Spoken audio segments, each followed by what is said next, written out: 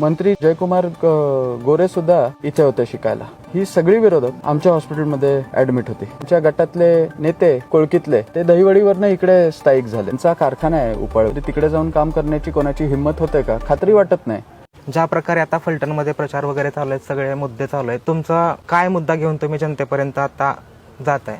आता सध्या तरी ते म्हणतायत की 30 वर्ष यांच्याकडे सत्ता होती, त्यांनी काय केलं? फलटण शहराची निवडणूक लागली म्हणून फलटण शहराशी संबंधित आपण बोलू. विकासच झाला नसता तर मग इंदापूरमधून, माळशिरसमधून, मान तालुक्यातून, कोरेगाव तालुक्यातून, खंडाळ्यातून चारी बाजूनी फलटणमध्येच का राहायला येतात माणसं? त्यांचे स्वतःचे गाडीत बसणारे त्यांच्या गटातले नेते कोळकीतले ते दहिवडीवरनं इकडे स्थायिक झाले. मंत्री जयकुमार गोरे सुद्धा इथे होते शिकायला. म्हणजे परत करोनामध्ये रघुनाथ राजेंनी आणि मी पहिला दौरा केला पहिल्या लाटेत. ही सगळी विरोधक आमच्या हॉस्पिटलमध्ये ऍडमिट होती. त्यांचं जे काय झालं ते त्यांनी दुसऱ्या लाटेत केलं. आता 30 वर्षात अनेक फंड येऊन गेले. महाराज साहेबांनी अनेक मंत्रीपद भोगली, मोठे मोठे पद भोगली. विधान परिषद सभापती पण होते. नगरपालिका आपल्या ताब्यात होती.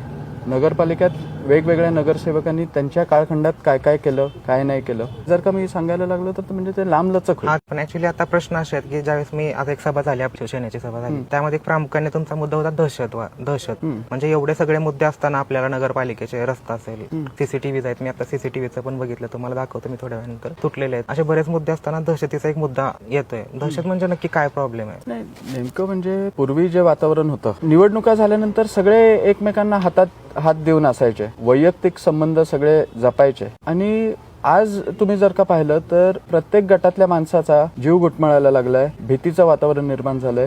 निवडणुका झाल्यानंतर सुद्धा एकमेकांना भेटत नाहीत, कारण की एक त्यांना वाटतं की अरे बाबा कोणतरी फोटोज काढेल. तर रोजगाराचा प्रश्न हा कधी न मिटणार आहे. लोकसंख्या वाढत जाते, यंत्रणा संध्या मर्यादित असतात, म्हणजे लिमिटेड असतात. तुम्ही 10 कामं घेऊन आला तर माझ्याकडून खरोखर 2 कामं तुमची होतील. म्हणजे जे आहे ते खरं. म्हणजे उगीच आपल्या निवडणुका आल्यात म्हणून कोणालाही खोटे शब्द द्यायचे हे काय मला पटत नाही. राजकारणाची आमच्या सुरुवात आहे, आमच्या पिढीची तरी. तर खोटे शब्द देऊन, खोटे आश्वासनं देऊन माणसं जिंकता येत नाहीत, ते कायमची तुटतील. जे ते मी मांडायचा प्रयत्न करतो. आणि गोविंदमध्ये तिथे अनेक लोक कामाला आहेत, परत ॲरिस्टामध्ये, मॅग्नेशियामध्ये, माझ्या MBA कॉलेजमध्ये. त्याचा जो रोजगाराचा प्रश्न आहे तो आम्हीच मिटवलाय. ह्यांचा कारखाना आहे उपळव्यात. तुम्ही लोकांना विचारा की जरी नोकरी दिली तरी तिकडे जाऊन काम करण्याची कोणाची हिंमत होते का? खात्री वाटत नाही.